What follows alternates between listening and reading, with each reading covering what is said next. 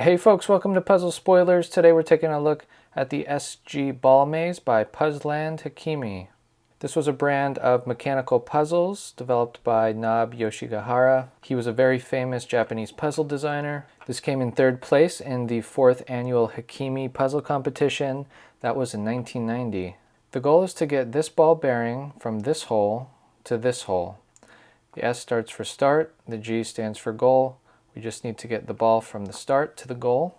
It might seem like a simple task. We just need to tilt the puzzle a little bit, but something is blocking it internally, and we can't get it from that hole to that hole just by tilting it. The ball is just large enough so that it doesn't fall out of the holes drilled here. Let me show you how to solve it. By today's standards, this puzzle uses a pretty simple mechanism that we see in a lot of mechanical puzzles, but I think at the time this probably was pretty novel. First we need to put the puzzle on a flat surface, and then we need to spin it counterclockwise. At that point, we will be able to move that ball down to that other hole marked G. Now once we get that ball to that hole, as long as we don't move the puzzle too much side to side, we can roll it freely back and forth between the S and the G. As soon as we turn the puzzle on its side, the ball is now locked again. There's an internal pin mechanism here that uses centrifugal force to release itself. Here are some thoughts on what might be going on inside of this puzzle.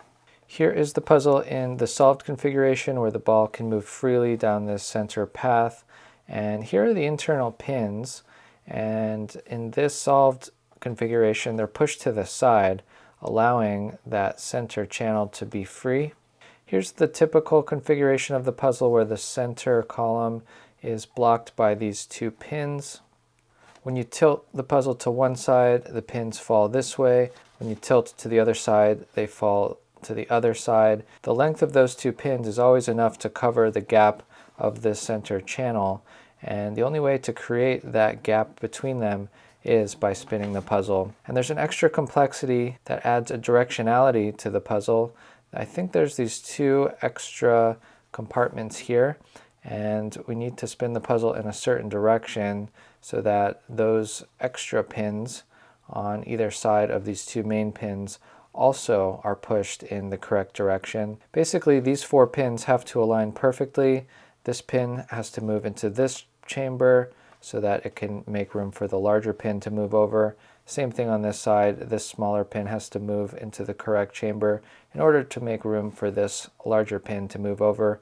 Once all of those pins are moved into the correct spots, we're in this orientation, and the ball can then move freely. It's clearly not much of a maze, even though it's called the SG maze. I think that name is mostly a red herring to kind of make you think that there's a more complex internal maze here, when in fact it's just a straight line. I really like the presentation of this. This is very well made. There's several other interesting mechanical puzzles in this Puzzland Hikimi series. I'll do videos on those as well. This is a rare puzzle that you can only find at auction. I'll put the names of a few of my favorite auction sites below. If you found the video interesting, please consider liking and subscribing. And if you have any questions, let me know in the comments. That's it for today, folks. I'll see you on the next video.